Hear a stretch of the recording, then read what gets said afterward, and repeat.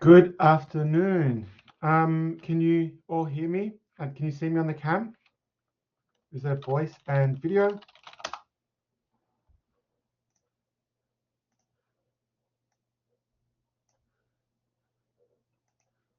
Yes, no, maybe? Oh, great. Can you hear me, Jon Mergner? Perfect, excellent. Yeah, you Yeah, worked. Yep. Go ahead. we can hear you. Perfect. Yeah, you worked very hard for that one. That was a tough unit, the last one. That was a really hard one. Nothing worked. The labs didn't work. The VM. I'm still working on the labs to try and get them working for the next time it's run. The labs just, if you had a Mac, if you had an Yeah, Apple, so in this one also we have the same lab, right? Virtual PCs. no. So the good news is I'm going to give you a tour. The good news is we have a cloud-based lab, so you don't have to worry about that. You could even use a Chromebook if you want to. So we don't need to install like Nope. okay. Thank God for that. We don't. Or it was the last one is a very Yeah, challenging last time unit we had because like so many problems. right, I couldn't even get it working myself. So I had to in the end, not just for that unit because I teach at RMIT as well, and I have a MacBook. So I've got a MacBook Air. It's got an M3 chip on it. It's a beautiful laptop. It's lightning fast. It never crashes. It's a beautiful machine, but I can't run the labs on it. It's just it can't. I can't. It just doesn't work. So I had to go to JB Hi-Fi and buy an Intel-based Windows 10 operating system, Windows Yeah, 11 even I operating have system. M3 MacBook and like Windows all one. Yeah, it's a shame. It's a Yeah. real shame because Macs are fantastic. They're brilliant, but they just don't do virtual machines very well. Well, no. Let me rephrase that. They do run virtual machines very well, but the companies like VMware and VirtualBox, there isn't even a VirtualBox on the M series. So it's the hypervisors that are So in this unit we can do letting in, Mac. in Mac, right? Pardon? So in this unit we can use virtual machine in the Mac. Yes, correct. So we're actually going to use a cloud-based lab where we RDP into a remote server where we conduct these activities. There's a very good reason for that too. Yeah. When other students come in, I'll go through it. Yeah. But I mean, pretty much we're working with viruses, or malware, or files that work like malware. So it's not a good idea to get students to download them into your virtual machines because your malware, anti-malware on your laptops is going to go crazy. It's going to just go all over the place. So it's better to have it in a sandboxed environment. Who else do we have in here? We have Aaron. How are you, Aaron? I hope you're well. We're just waiting a little bit. You good? We're just waiting. I'll wait another 5 minutes. We'll start at 6:10. This unit will be more interesting, Jon Mergner. It'll be much more engaging, much more interesting. It'll be more reliable and regular. Yeah, it has like every week has a lab. Yep. Yeah, you have to be on your toes. So you're not going. So as long as you do everything in a due time, Yeah. you'll enjoy it. It's fun. It's interesting. It's the first time this unit's been run on Swinburne Online. So I'm excited. I'm really excited about this one. Yeah, Aaron, I'm going to go through. I'm going to show you how to log on to the labs. I got you, Aaron. I got you, man. We're going to get through this, and we're going to have fun at the same time. I'm just doing a couple of admin tasks before we start. So I've got like 3 minutes, and we'll start. I think some students might not come in today because it's a public holiday in Melbourne. Aaron and Jon Mergner, you both, and I'm sorry, Jon Mergner, I think you're from Melbourne, right? Yes. Or yeah, it's a public holiday today. Yeah. Yeah, you too, Aaron. I don't know, just a bunch of horses running around running around a track. I don't know. I don't get it. Horses are great. I like horses, but 100,000 people watching some horses run around for like 2 minutes. Yeah, can't be bothered. Cricket, on the other hand, now that's a sport. That's a beautiful game. Um, yeah. All right. A couple of minutes. We'll get going. We'll start. I didn't, Aaron. So I think last time I think we talked about it, Aaron. Um, I didn't get to watch Godzilla, the last installment, minus Godzilla -1. I didn't watch it at that time. Let me just have a quick look. I want to see what the Rotten Tomatoes was on that one. I think it was almost 100 on Rotten Tomato. Let me just check. Yeah, 99. So, Aaron, by far, the best Godzilla film is definitely Godzilla -1. No doubt, without a shadow of a doubt. That's just and I wish I watched it in the cinemas. I wish I watched it with surround sound and a big screen, but I watched it at home. I just missed out, so busy, but that's an amazing film. And I think it's the biggest earning film in Japan's history in terms of the money they made on that. Absolutely amazing film, brilliant.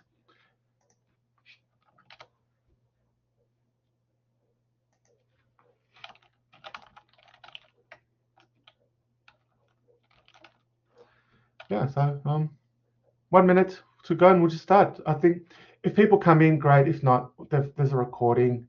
Hopefully they'll watch the video and they'll come in next Tuesday. But I'll give it 1 more minute.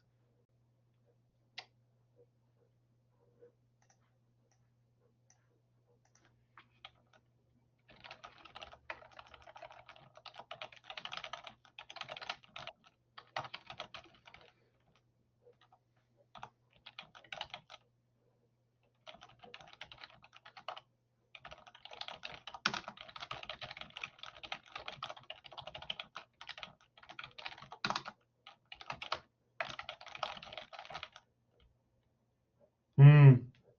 Oh wow, monochrome, yeah. That'd be good. Black and white, yeah, that'd be fab. Really fantastic to watch.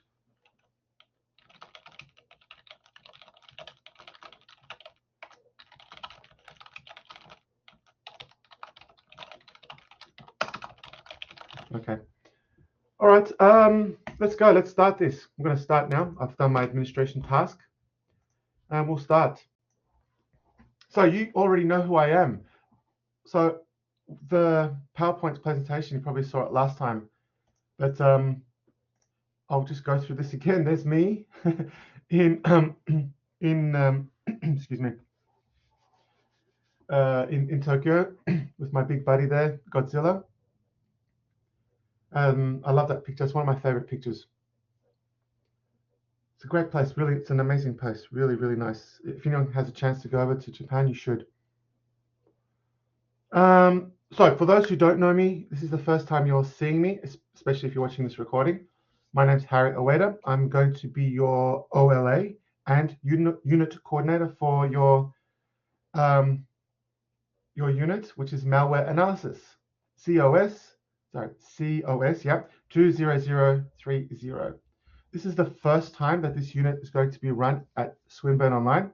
So I'm really excited about this. It's going to be really fun. I love doing this for the first time, these type of topics. So a bit about me. I started my journey in banking and insurance, and I moved into IT and then cybersecurity. I worked as an IT teacher at the Australian Defence Force at the School of Signals, which was managed by Box Hill Institute. My last full-time job was Royal Australian Navy as a technical instructor. Aaron and Jon Mergner, you probably haven't mentioned this to you because this is the first time I've seen you in about a month or two. But I left that job.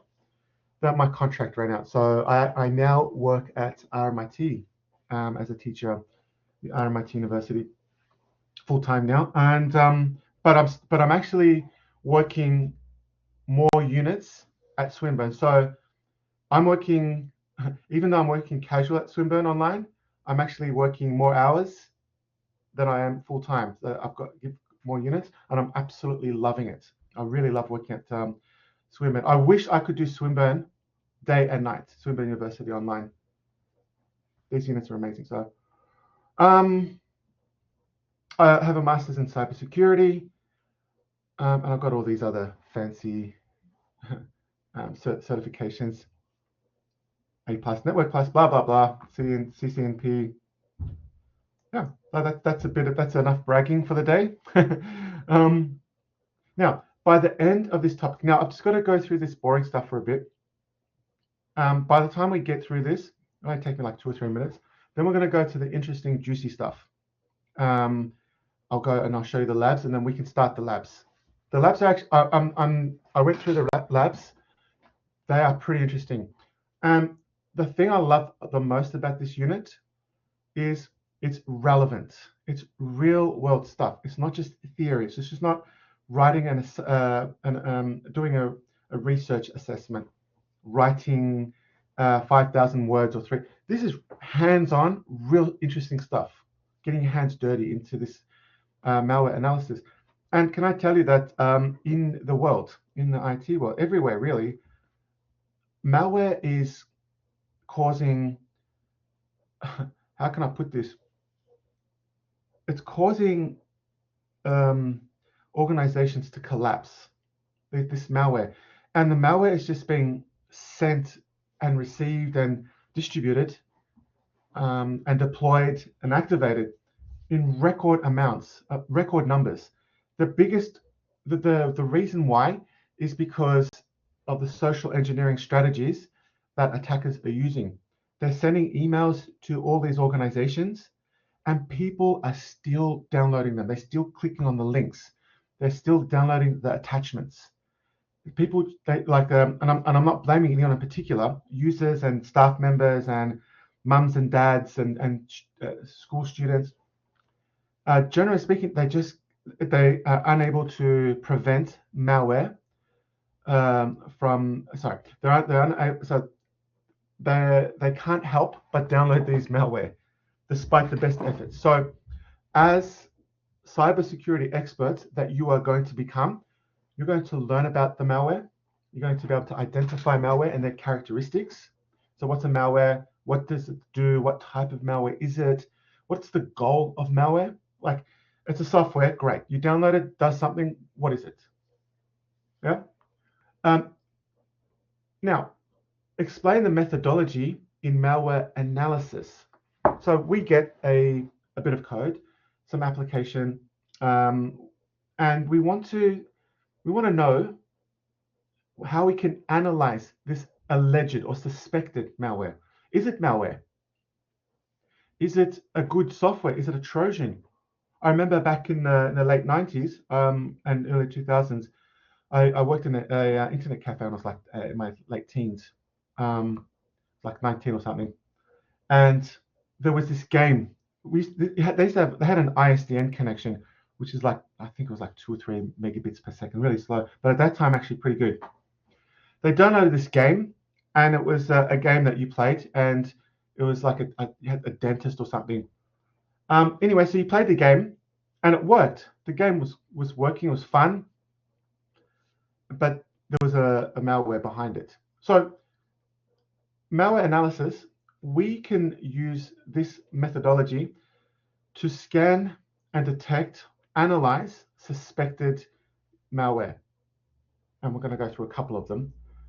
Basically, this unit is going to give you an introduction. It's going to give you a start to move into this later on if you want to do this. By the way, this is a good little side hustle if you want to do this on the side. So if you have your job, you can do bug bounties. Maybe there's an app running around out there. and there's a bug in there, or some malware that no one knows about. If you do this, and you do this legally, and you have the permission of the organizations, do a bug bounty. If you get really good at this, you learn a bit of C++ maybe, or C, or Python's more of a scripting tool nowadays.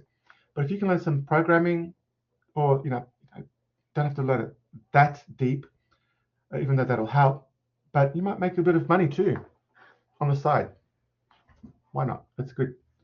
Apply the tools and technology used in malware analysis. So there are some tools that you can use right now. You can get a Linux Kali machine if you want to, and start on your home computers now. There is a lab that we're going to go through. I'll get there in a short while. Remembering that you have to perform the malware analysis in a safe environment. You can have a sandboxed environment. This is where you run the test. A strategy that a lot of anti-malware or endpoint security systems, endpoint detection, I forgot the name, detection and response systems, EDR. What they'll do is if they'll see so this is all automated, this is all AI, will see an app being downloaded or run, and it will, if it hasn't seen it before, it will create a sandboxed environment, which makes it a safe environment to run that app. So the defensive strategies on our computers, on our endpoints, our devices, Windows 10, 11, has this kind of thing already inbuilt. But you can certainly do this manually. So you want to analyze the malware in a safe, isolated environment where there's no chance that it can be replicated or infect other like USB drives or network shares. There is industry standards of malware classification and reporting. So there is a bit of reporting that you need to do in this unit, but it's interesting and it's engaging, and it's something useful that you can do in your future. We've got 5 assignments. There's a practical application. When the time comes, when we get to the period where we have to go through this, those nights I'll spend a little bit extra, like another 15 minutes extra, going through these assessments and giving you information, and you can ask questions more on this. But there are 5 assignments. The first one is a practical application. So there's actually a practical task that you need to engage in and complete. There is a technical report writing. Now, there is 2 parts to this. There's a team part where you assemble in teams. So how that's going to work out will be interesting, because I'm just having a look at the number of students in our class. We have a few students in here, about 15 or 16 students. So we should be able to break it up into manageable teams. But we'll have to get this done by next week. So we'll have to start moving. If I can make a suggestion, the 3 students in this room, Aaron, and I'm sorry if I pronounce your name incorrectly, I do apologize. Is it Badu? Badu, I think it was, yeah. And Jon Mergner. Maybe since you're all here live, might be an idea if you contact each other if you want to. It's a bit, working in teams is interesting, but it's an essential part of our life. We need to, we are humans, people. We are the type of creatures that have to work well with each other to survive. So, and like work, you need to work well with others. So it's a good task, but I'm here. I'll provide a supporting role. There is another part to that same assignment, and that's an individual aspect of the report writing. So the first part, imagine you're in a team. Okay, you write a portion, you do a bit of research, and you can assign roles to the teams. And then that's the first part, and then there's the technical report. This is the individual. So this is the one where you do this yourself. That's around about the 3rd of February, this task. So you have plenty of time. You got plenty of time. But like the last unit, there was the topics were really not much time at all. Okay, so then we've got some lab reports. So we're going to do 11, I think, or 11 or 12, 11 lab reports. So every week, 6 p.m. every Tuesday, I will be helping you with your own labs. I won't do the labs for you. If no one needs help, if everyone is really good and happy, I'll just go through the labs from the beginning, just in case. But that time is more specifically designed to help you complete help you with the labs that you have not been able to complete. Maybe there's something wrong with it, or you had some issues with it. So our weekly sessions is focused on labs. Let's get these labs working. And yeah, I haven't done all the labs myself. I've done the first one, and it's fun. Some of them are a bit long too, so I might not even have time to complete the whole lab in an hour. But we'll see what we can do. So assignment 4, we have 10 quizzes, or they're called self-checks. So they're quiz. Okay. So you complete them week 1, week 2, week 3, and then all the way to week 10. And that's worth 15%. So that is along the way. Also with the lab reports before, those are bit by bit, week by week. Okay. If you're running a bit late, if you have something on, you can delay. Like I can give an extension, 48 hours extension should be okay. So what's next? And then the midterm. So the midterm quiz or MCQ. That's an interesting name. I've got to find out what an MCQ is. I'm trying to find out if I can actually see what that acronym means. It's an interesting acronym. Mid something. Anyway, it's a test.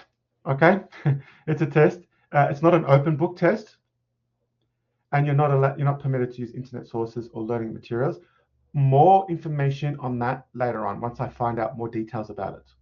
Okay, once I find more information myself, I will certainly let you know. But that will be on the Monday, the 9th of December.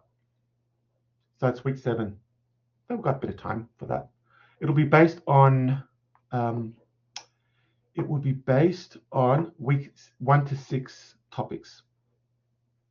Okay, and you only get certain windows to be able to complete those tests.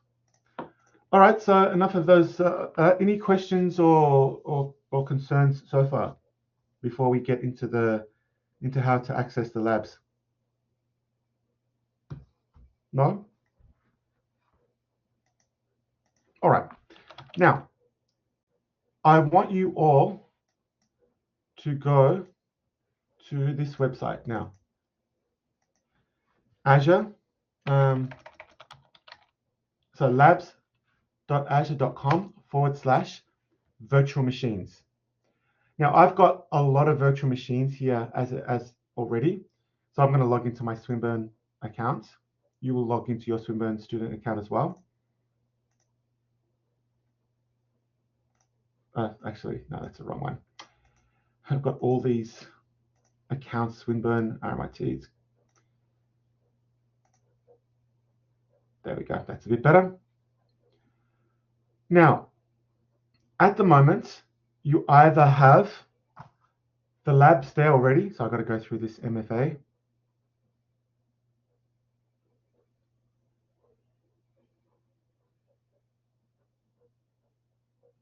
Okay. So when you log in, you will either have some labs or a lab, or depending on what unit you have, or you won't have the lab at all. Okay. Now I have the lab over here, right there. The login will be student and password. I'll show you how to get there. But before I do that, if you do not have this, it means that you have not accepted the invitation that got sent to your inbox. So I sent invitations to all of your inboxes. It was from Azure. If you have not accepted those invitations, if you could do that now, please. If you have not received an invitation at all, let me know if you're in the class now. Tell me and I'll do it right now for you. Yep, you've accepted. Beautiful. If you haven't got the link yet, if you're here in the classroom now, let me know and I'll do it right now. If you're listening to this recording later, shoot me an email. Email me and I'll set you up with a link there. Okay, so I'm just double checking the actual the pool to make sure that everyone's who has not accepted yet.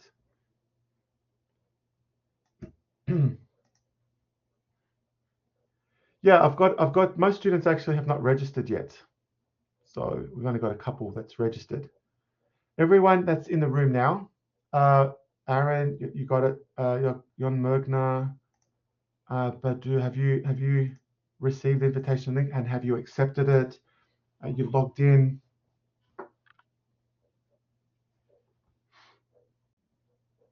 Great, fantastic. That's good. I see a couple of students has already logged in and played around with that. So that's the good news on Jon Mergner. That's really good news because the last lab, as you know, the last unit, we couldn't do all of them, could we? But we can now. We'll be able to perform all the labs in this one. So this is the lab that we're going to. I've got these ones and another units, okay? You won't see that. That's nothing. That's not yours. That's just mine that I've got. What you need to do is click on that there to start running. Okay, Badu, if you haven't, I will send it to you now. If you haven't, check now. Check your junk inbox, junk mail, whatever it's called, and see if you've got that. If not, I'll do it now for you. Easy. You do have 35 hours. Now, it sounds like a lot, but it's not. You will go through that really quickly. Under some circumstances, I can extend that for you. I can't do that automatically. Yeah, that's the one, Aaron. Perfect. So I won't just say, yes, no problems. You need to tell me, you have to explain why you ran out. But don't worry about it. Like, use what you need. If you need more, yeah, okay, we can do that for you. But I just don't want you to leave this lab running and walking away from it. That's what I'm trying to say here, which means that once you finish the lab, you need to click on the stop button, because if you don't, there's about an hour, I think, that it runs when it's not active, and that's a lot of that'll if you're doing this say once a week, and that's like 13 hours. If you don't stop it, that's 13 hours that just disappears, or 14 hours that just down the drain. And they do, you know, Swinburne Online does, there's a monetary cost to this as well. Not that that's affecting you, but it just means that you get less hours to work on this. But if you're really, like, if you're working hard and you're studying and you're really focused and engaged and intense and you really want a little bit more time, we can sort that out for you. What I'm going to do is I'm going to start. I should have done that while I was talking. I should have done that. Just wait a few minutes. Just going to hydrate myself.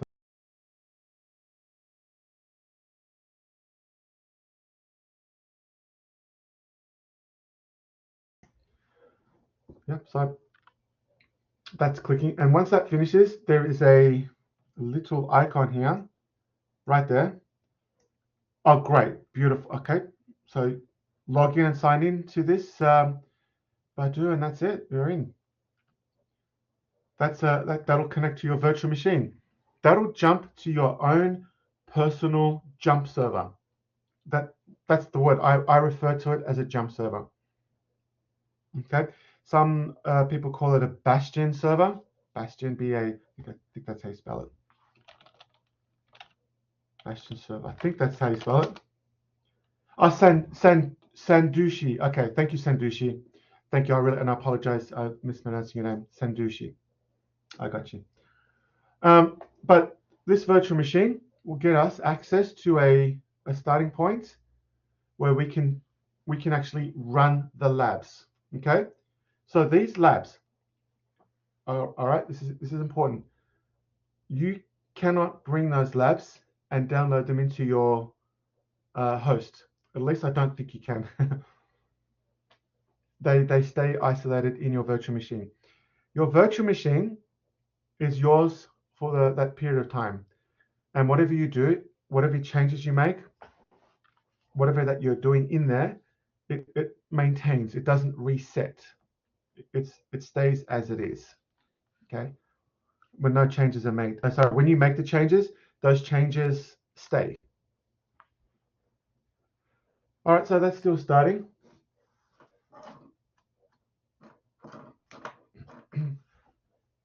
You'll notice that I've got my other machines that I've got, they're all stopped because even as an instructor, I'm not going to abuse these privileges, these resources. I'm going to be, I still use them, yeah, no problems. Now it's running. Now my time begins. See that already?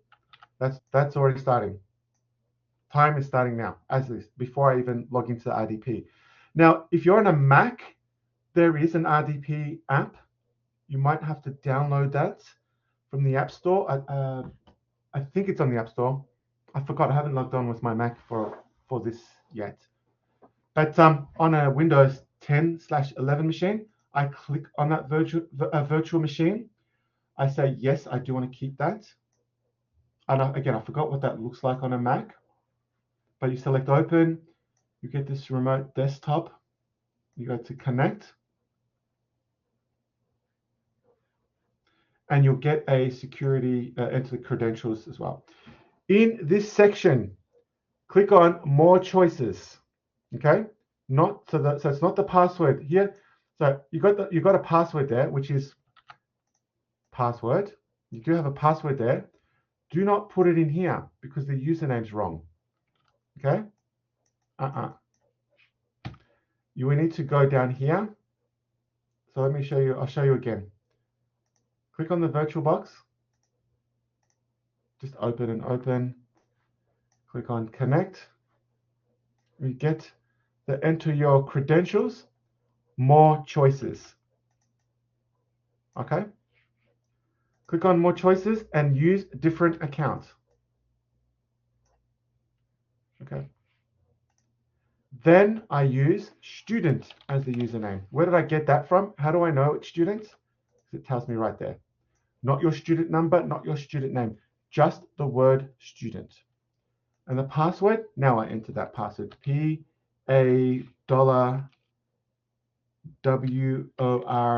D for Delta. Now, in just making sure, yeah, in practice, when you're in an enterprise or in a business or organization, you really shouldn't select Remember Me, just in case someone grabs your laptop or they while you're walking away to get a coffee or something, someone grabs your machine. Shouldn't really do Remember Me, but this is a lab, so I'm going to be lazy. I'm going to be efficient, not lazy. Okay, so now my RDP session is now being set. Okay, in a second, I'm going to drag the virtual machine, the RDP session over to my main screen because I've got two screens. You might get something like this. Go to yes, it's just certificates. Now, I'm just going to drag this over. This is the RDP session. It's a Windows 10 machine, and it has a lovely desktop there. Really beautiful and lovely desktop. You'll notice some strange things already. We have freeware. There's die. This is not a very nice VM. Naughty, bad stuff everywhere. But that's what we're doing. This is by design. This is an isolated machine, and we're allowed to have malware on this machine.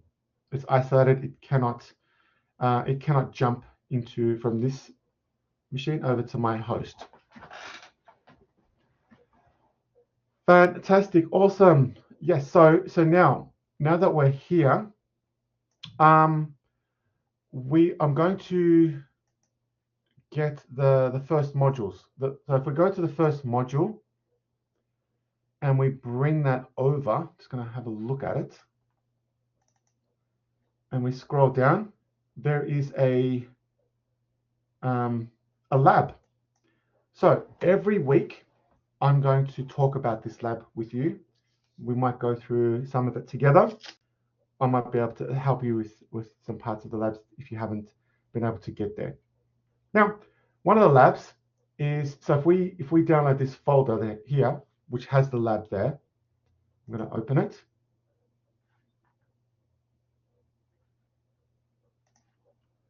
And here you'll notice the labs over here. I don't know. Let's zoom in a bit. So this lab is about abnormal behavior, PCAP analysis. This is an amazing forensic tool. And introduction to GIDRA.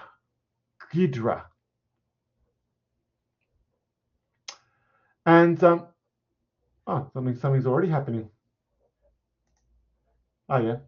So the firewall's off at the moment. So I just went ding. I thought that was my machine for a second.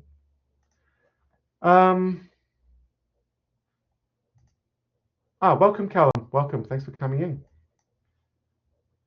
So the purpose of this lab is we just need to learn a little bit about some of these tools.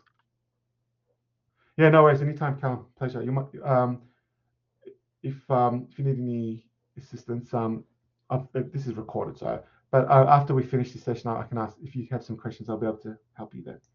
But the first part of this lab is we're going to learn about normal characteristics and behavior of some main processes in a Windows operating system. So the first part is a bit of a tutorial, a bit of a background. Then in the last part of the lab, and we only have like 20 minutes, so we might not have enough time for this, but we'll see what we can do.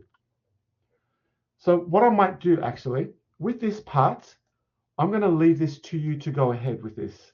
Okay, this lecture part. There is this link that you can click on, and it'll give you information about normal processes. Yep. What's normal, what's not normal. So go through this. There's some questions at the end that you should answer, but I'll give you a bit of a hint. A couple of hints. If you look at some of these ones here, I'll give you a bit of a hint. Why do we have 3 of these running? Why do we have 4 of those running? What is this start menu process? And who's that user? What are these processes? They look a bit strange, right? So your gut feeling. So you have to identify the abnormalities in your processes, and then take that further along. So do this part, do these exercises. I'm here to help if you need to. But here's the next part: PCAP analysis. So what a PCAP analysis is? So we've got Wireshark, right? And Wireshark is running in the background. You can do a TCP dump as well, so which collects okay. What these are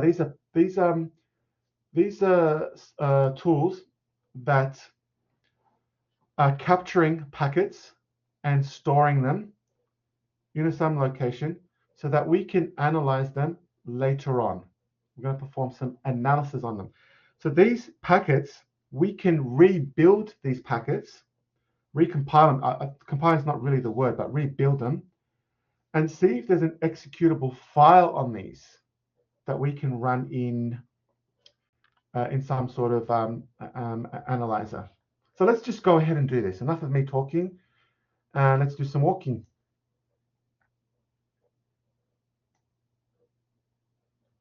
All right, so the first part is, so we're going to fire up Wireshark, run as administrator. I don't know if we have to, but just out of habit. Sometimes I've installed Wireshark where it has to be run under administration privileges or root privileges in Linux. And what we're going to do, I'm going to have a look. I think there's a file in here. Yeah, there is. So we'll go into the labs, and you'll notice that lab1.zip. Okay, going to double click that, and then these are the PCAP files. Okay, what I might do is I might just go up there and extract it. Extract all. Remember, you don't have, this is within the virtual machine. I actually don't know what the password is. Sorry. Yes, I do. Of course I do. Infected. Yes. Sorry. Infected, which is a lovely, lovely name for it.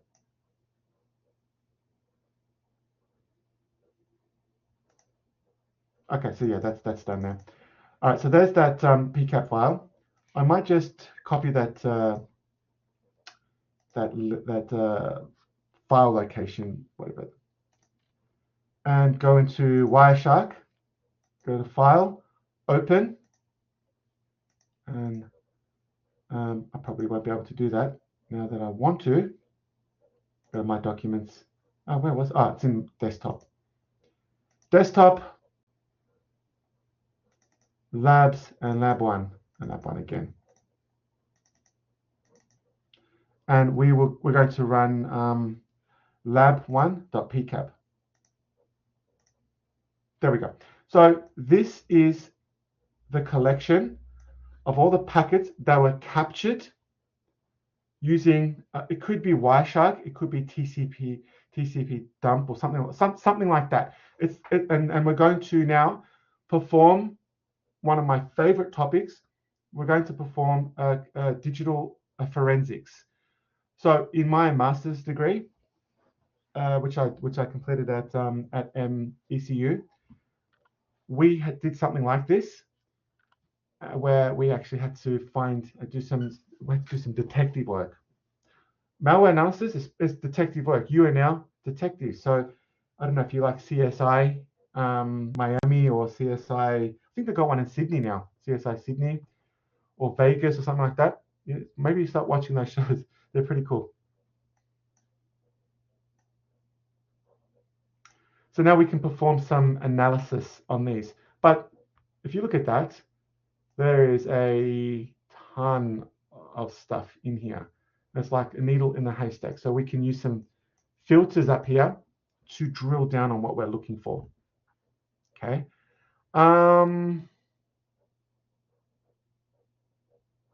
So according to the lab, it wants us to sort the packets for the packets with, sort the IP addresses that has, like, the source IP addresses that has the most amount, the most number of packets. And usually you do that because malware, actually, the apps and their programs, they're not just ping, they're not just DNS, they're actually going to be programs or scripts. So let's go and we'll go to statistics, and we'll click on conversations.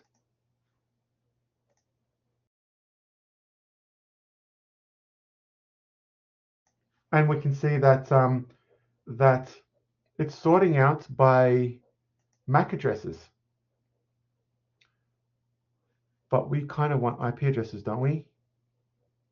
Click on the packets column to sort. Yeah, we can do this by, we can remove the Ethernet part of it.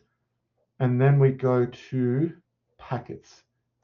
Yeah, so we can sort the number of packets there. So we can see that IP address 10.0.0.168 has that amount of packets. Now, by the way, if any of you do, I shouldn't say this, but if any of you do a Security Plus exam, CompTIA Security Plus, I'm not really allowed to say this, but okay, there is a similar exam question on Security Plus that's very similar to this. Okay, that's all I say. Otherwise, I'll lose my Security Plus. They'll take it off me. They got their exam questions really. Okay, what have I done? Oh yeah, that's at the back there. So now, next part. So from this list, we can clearly see that IP addresses from 168 over here is what we're looking for there because there's a lot of packets there, right?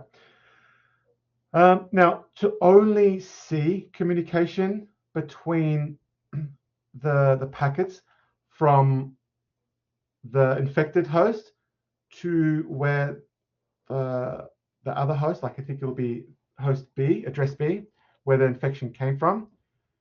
What I think we need to do is apply filter. Oh, yeah, I've done this already. Yeah, that I've done. I've applied the filter here.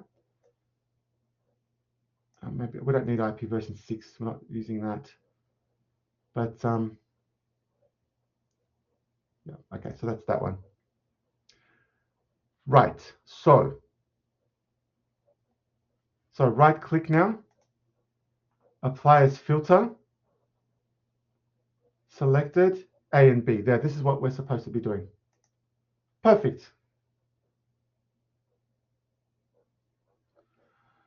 All right, and then close. So now, I'm hoping, yes, yep.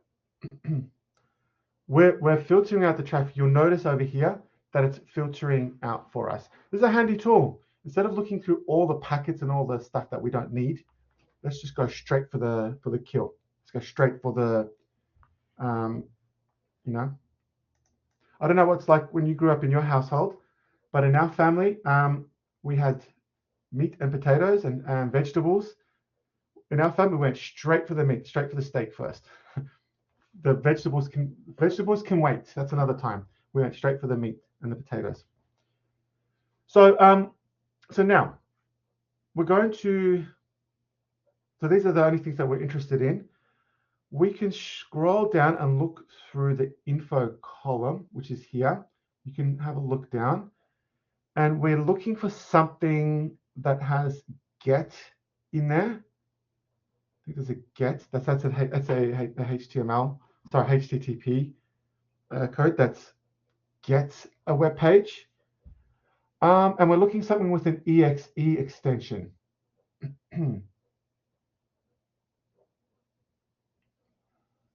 Let me tell me if I've gone past it.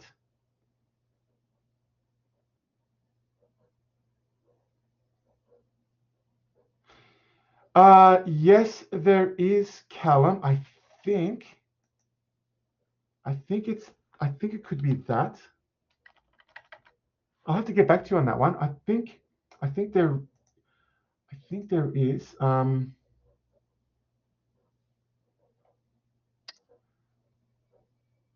Yeah. Display filter string .exe. I thought that would have done it. I thought it would have done that. Yeah, it did. Yeah. Okay. So did you see what I did, Callum? Let me do that again. I'll do that again now. So I press Control F. Yeah. It does have Control F.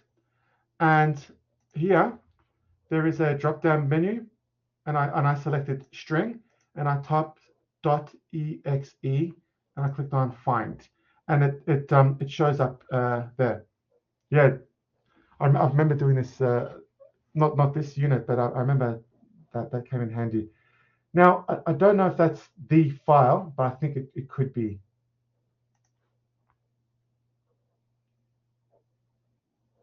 It is. Oh, beautiful. That's good.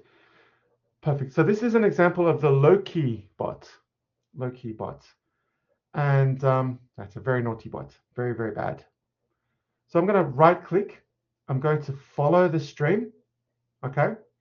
It will be a TCP string because it's a TCP string.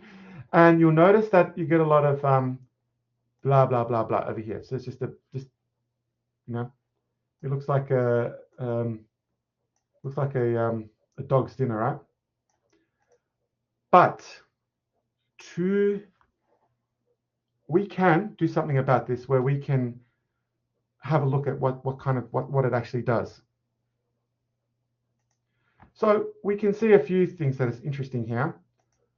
We can see that it was downloaded from, so we can see it was a get command. What else is it telling us here? The date of when it was downloaded. A little bit about the modification of that. This could be useful information if you're doing forensics. You'd copy this information here. I'm looking for an MZ string somewhere. Which I can't seem to find. I'm just wondering. Mozilla something maybe. Yeah, I don't know. Anyway,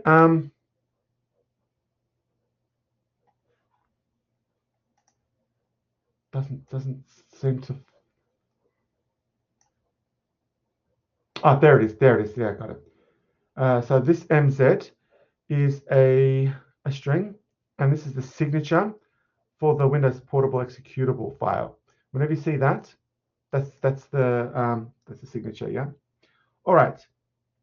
So now we want to extract this folder. This is bad, what we're doing now. You do not do this ever unless your virtual machine or the way you're running this is in an isolated environment, in a sandbox environment. Even an air-gapped network. So if you've got a computer that has no ability to replicate anything to another part of the network, it's just air-gapped, right? And don't download things on a USB. Oh wow, I'm just looking at the time. I better start moving a bit quicker. So we're going to recompile it. So to do this, I'm going to show data as raw data, I believe. We're not going to analyze this file in this lab. Okay. We just wanted to extract it first. Oh, hang on a sec. Hang on. The next step is to extract this file for further investigation. Note, we are not going to analyze this file in the lab. To extract the downloaded file from a PCAP file, we use a different tool called Network Miner. We're not going to extract it this way. And that's good. I'm relieved because if you do that, then that file, we recreate it, it could do damage. So let's go over to the Net Miner, and I think we'll finish this lab, and then I'll leave the rest of the lab to you to do in your own time because we're running out of time now. So where is NetMiner? So we'll go to menu. I think NetMiner somewhere. Maybe let's do a search for it. No, oh there, yeah, NetMiner. Via the desktop shortcut, maybe it's somewhere here. Network Miner. They tricked, oh yeah, no, Network Miner. We'll double click that. Run.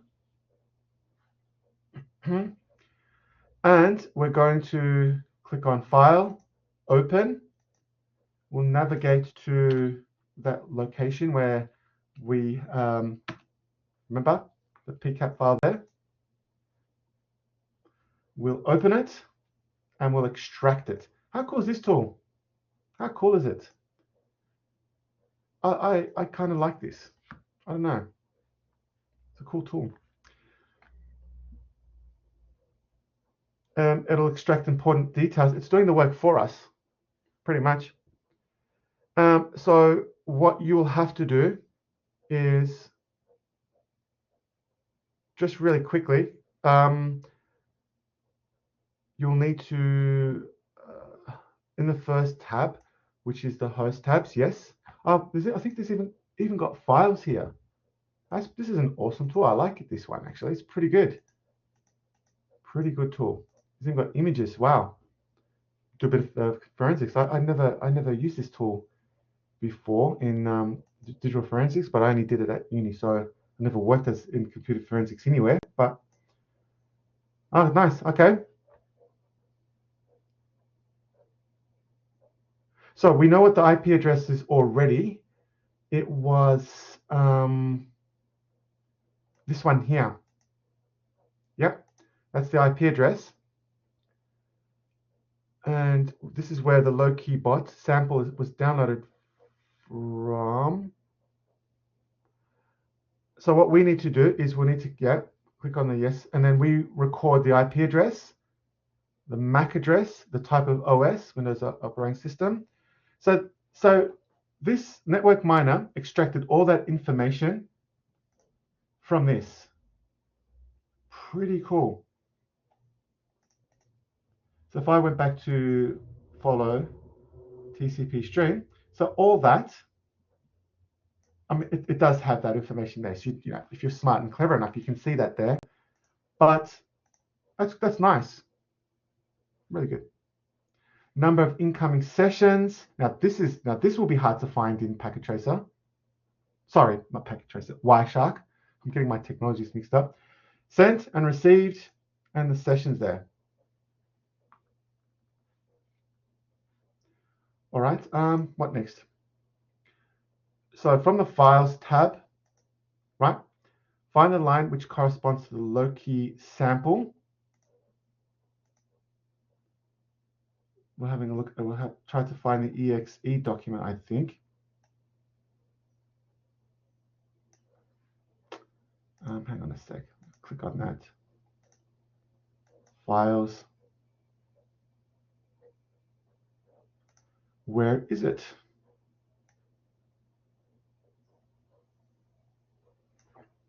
Maybe I'll do this.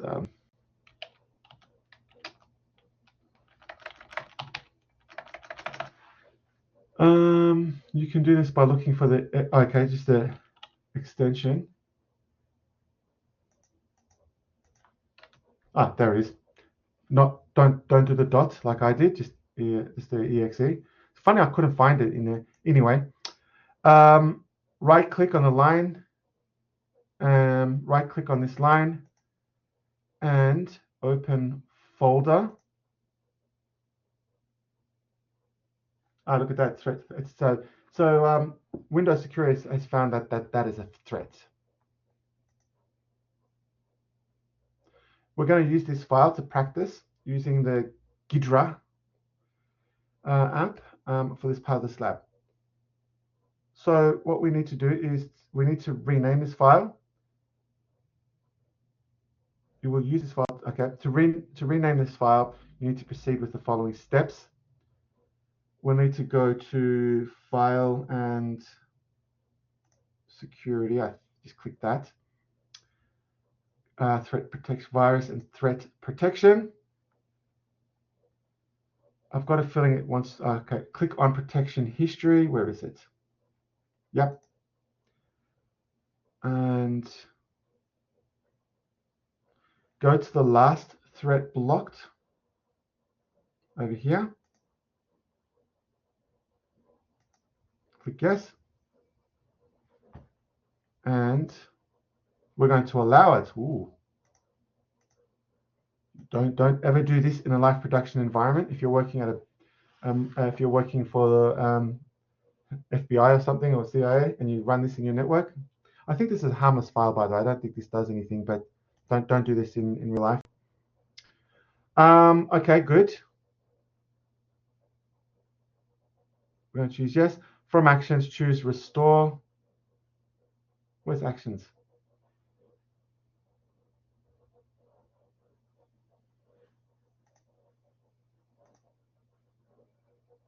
No, that's not it. Trying to find actions.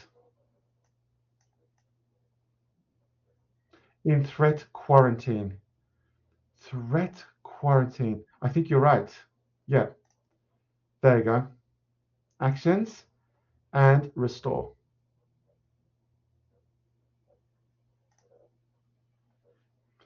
All right, we should see that file now.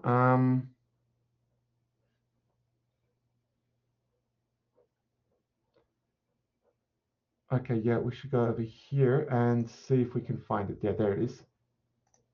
So it's there. Okay, so that's a virus. So everyone, put your mask and go back into your COVID protocols. You've got a virus here. All right. Yeah. So that's that. Okay. Now I am going to. You know what? I'm having fun, even though it's time for me to clock off. It's an hour here. I'm gonna stay extra because this is fun. I'm having a good time. If anyone needs to go because you've got other classes, you can. But if you want to stay around, I'm having a lot of fun doing this. I'm gonna do this this lab completely. Won't be able to always do it because I might have another class at 7, but we'll see how that goes. All right, so low-key bot communication with its command and control center. Ooh, okay. Really quickly, I want to show you something. I'm going to do a bit of a diagram here to show you what we're talking about. I'm going to do some scribbling. So, oops. So we've got a. Okay, all right. Okay, yes, I got you. So we've got a So we've got this virus, right? Yep, exe. And when we double click, when we run this, there's a payload in here. And what one of the payload is it's going to communicate out to a control and command center somewhere in Antarctica or somewhere in the Amazon River or something. I don't know. Some command and control somewhere around the world.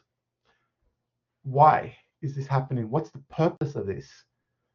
So it may allow the attacker to do something, maybe get a backdoor access to your Windows 10 machine. Maybe it's part of a botnet. You all know what botnet is? With a distributed denial of service attack. So I'm going to do like a ping of death. I love that name, ping of death. It's like a Steven Seagal film. You know, the ping or Van Damme film, the ping of death. Bruce Lee. Bruce Lee's game of death. So this is the ping of death. So basically, that's going to ping a victim. You know, and this poor person on Windows 10, 11 just chilling, relaxing, playing World of Warcraft or something, and it runs this exe accidentally. Yeah, and so that's connecting to a command and control. Very, very common and very deadly and dangerous. Okay. Because the communication of the low-key bot sample and its server could only happen after it's been downloaded, we need to filter out all the network packets before the download of the low-key bot. So if we go back in here, so we want to filter out the communication after we ran, or after this we're analyzing what's happening here. So the person who did this, we want to see what happens. We might be able to get an IP address of the command and control center. I think that's what we're trying to do here, but we'll look through this further. The first step is in the last packet is to find the last packet of the communication. Go all the way to the bottom, and we then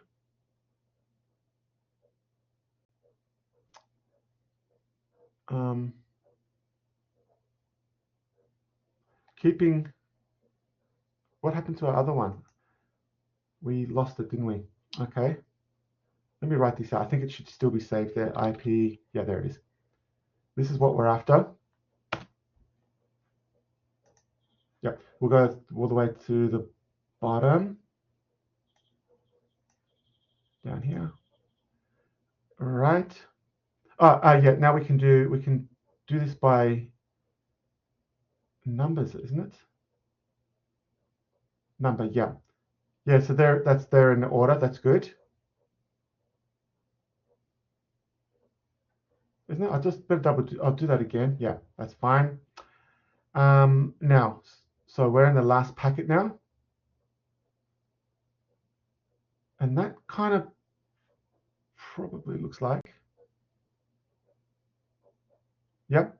Right click on this frame. Right click on the frame number, sorry. Is that what we're looking at there? Frame number. What are we doing wrong? Something not quite right here.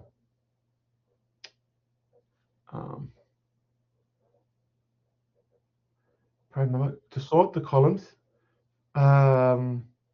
Yeah, I think you're right. It's missing that command. There we go. Nice. Good pickup, Callum. That's better. I think that's better. 3420. It is better. That's the one. Good pickup. I would not have picked that up. I'd be here ages all night looking for that. All right. So right click the frame. Is that what we're doing?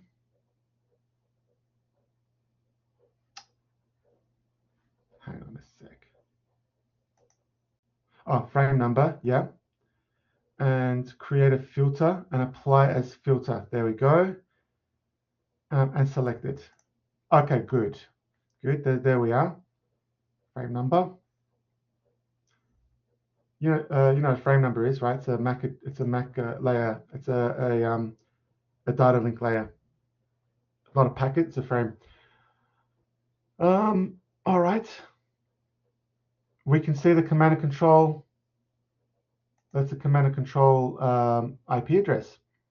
So what you're doing now is you're compiling evidence, and we can find out the command and control center IP addresses and hand it over to the authorities. Okay. All right, so that's that. Now, just for the table, just fill this table up with all the information that you've got there. And now the next part is we're going to analyze this using the GIDRA for static analysis. So what a static analysis is, so I could, if I had the code for this executable file, I could run through it myself using my eyes and brain, but it's really long. We're going to use GIDRA, which will do that static analysis for us. It's just looking through the code. That's all it does, and gives us an output of what it thinks it is. It doesn't run it. It doesn't perform any dynamic analysis. It's just static. It just runs through the code and has a look to see if there's any signatures in there that matches a malware. Okay, so let's run GIDRA.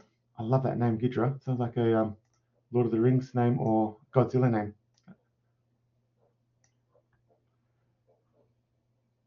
Where is it? Where is GIDRA? Yep, it's up there. Run. I don't think that's how it's supposed to be. Ah, there it is. No, it is the way. I'm used to the Linux tools. I'm using Kali Linux and Parrot OS, running through the bash commands. But this is pretty good. I'm actually quite impressed. My screen's a bit small. Probably struggling to see that, but you're following along. You'll be okay. At the moment, there's no projects there, and we're going to go to File, a new project. Even I can't see this. Non-project, is it? Yep. We need to choose a name. So click on Next, choose a name. I don't know. Right, Lab 1. Lab 1. And I think we finish. We'll click on Finish. So there's Lab 1. Nice. We've got a file there. Then we go to File, Import, File. Click on Find Our Way to the Lab 3. I'm sorry about the screen. Just the resolution is not the best. And I'll go back to that exe, which I kind of don't know where it is. Hang on.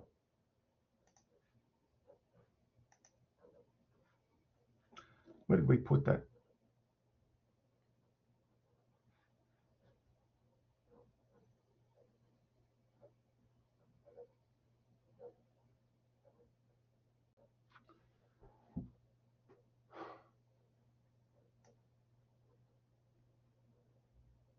I think we used that one instead. I think we're supposed to name that Lab 1 before. So just copy that. We'll see if this works. It's not that one.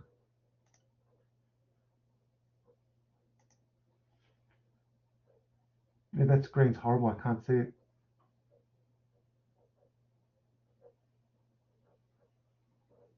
All right, let's try up here. No.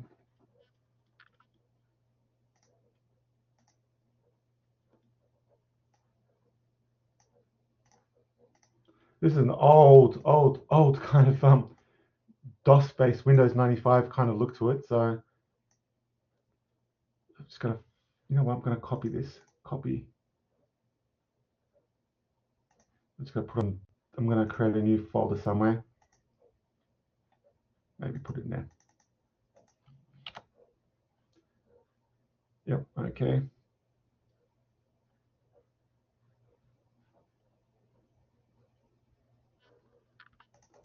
Users, student, and malware sample. I can't see. This is really malware sample. The resolution's terrible. Oh, yeah. The antivirus is doing its job. We've got to get that back.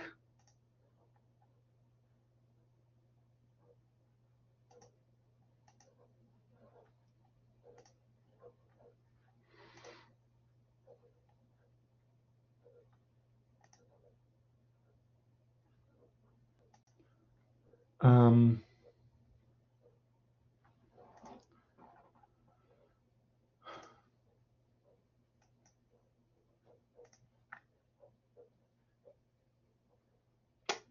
all right, let's try that again. Paste.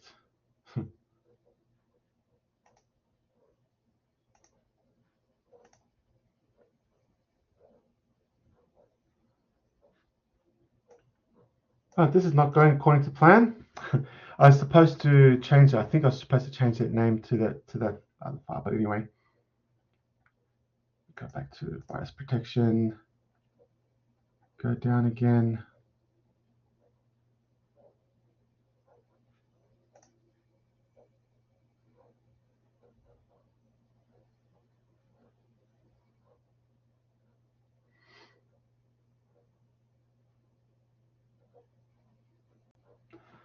So hang on a sec. I've got to go back up again because I have to. I'm sure I've done this already, haven't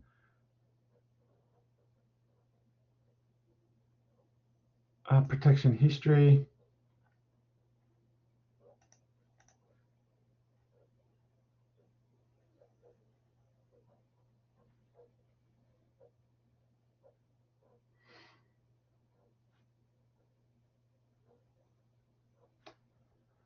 There it is, but I couldn't find it. It's right looking right in front of me. Okay, there we go.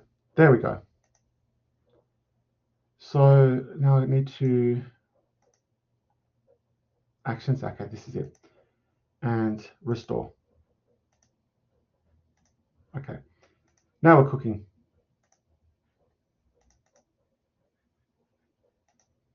There it is. And select file to import. Ah, that was painful, wasn't it?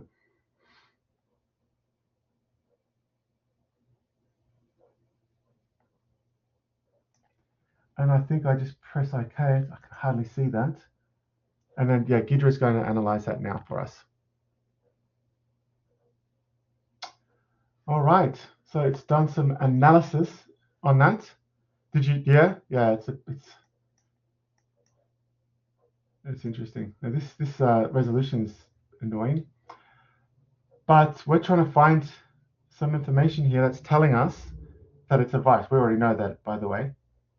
Linux does this so much better, much quicker. It does all this really quickly, but this is still a good tool to have on Windows. But I'm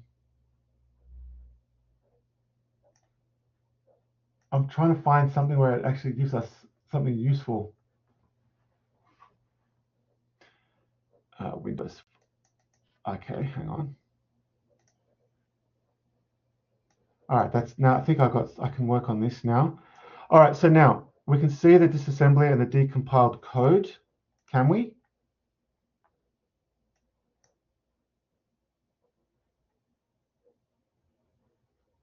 I'm not seeing it.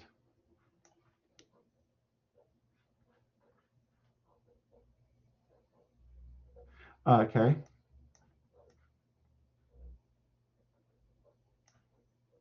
Task view. I'm not seeing anything, so I've got to okay. Okay, so let's go to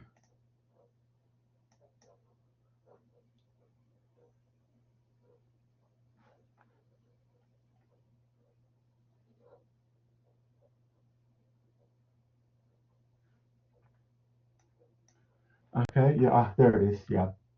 Why didn't that come up before? All right, so we'll analyze that now. Okay.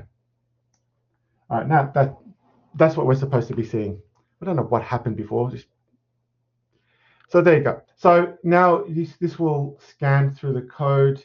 It'll do all kinds of stuff. Go through the lab and perform the extension task on this. Fill out the questions. Fill out the rest. You guys can do the rest. But that's kind of fun. I like this. I really enjoy this stuff. So, but that is it. I am out of here. So anyone who needs any assistance, reach out. If you can't get your labs, if you didn't get an invitation, email me quick, and or accept the invitation in your inbox. But other than that, everyone have an amazing night. I'll see you next Tuesday, 6 p.m. Thank you, Callum. Thank you. Who have we got? Jan Mergner, and thank you, Sandushi. Thank you very much for coming in today, and thanks for everyone who's watched this after I've recorded this. I'm ending the recording now. Have a great day, everyone.